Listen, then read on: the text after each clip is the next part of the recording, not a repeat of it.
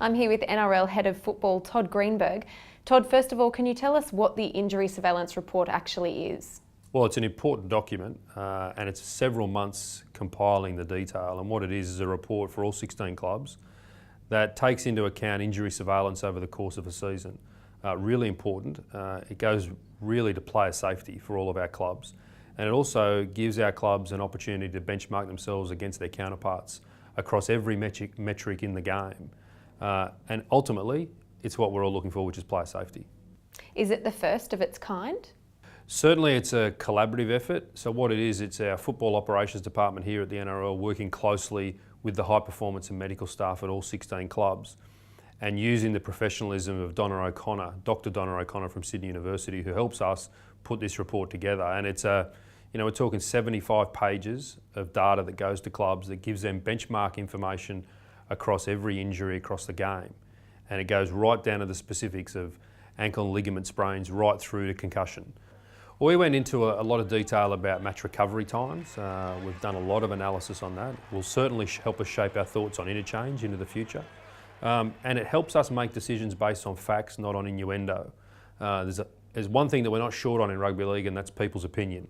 But as leaders of the game in football here, and for us to help shape the future of our game, we need to make sure that we make key decisions based on accurate information. And this report is one part of that, and a very important part of that.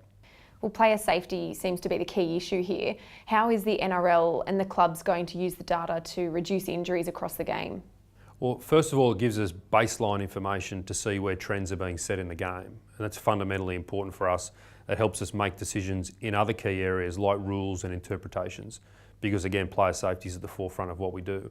But equally for clubs, it allows them to see how they benchmark themselves with their own high performance and medical staff. Were the clubs cooperative and happy to jump on board when you initially approached them about the report? Yeah, look, it's very much a collaborative effort and it requires all 16 clubs to buy into it, which they've done. And this is an opportunity to thank the clubs and their high performance staff for doing that. Equally to thank our research committee and Dr. Donna O'Connor for the work she does in helping us compile this report. But you know, it needs all of those parties put together because it's a collaborative effort that aggregates all the information. And when that information comes together, it allows us to report back accurately to clubs, and hopefully the clubs find it very informative. So what do you think we'll see change as a result of the report? Well, this certainly allows us to look at workload, and it certainly allows us to look at player recovery times, and allows us to shape that across the game for the trends of the game, not just individual clubs. So whilst individual clubs will be very interested to see their metrics opposed to their counterparts, it allows us to have a look at trends inside the game. And ultimately that information will help us shape key decisions. And as I mentioned before, interchange is one of those things that we'll look at, as are other things. You know, this year for the first time in the game's history, we've got a sideline concussion assessment policy. We know exactly how many players came off the field last year and were assessed under that policy. We know exactly the number of players that went back on, and we know the exact data about that in relation to SCAT tests. We know that for every player in the NRL, and equally we know it for every player in the NYC competition. That's fundamentally important, and people need to know that that's the level of application going on behind the scenes in order to make sure we shape player safety to where it should be. What does this then say about the NRL and the approach that they're taking going forward? What it says about the NRL at head office, particularly in a football sense, is we're doing lots of work behind the scenes to shape the game for the future.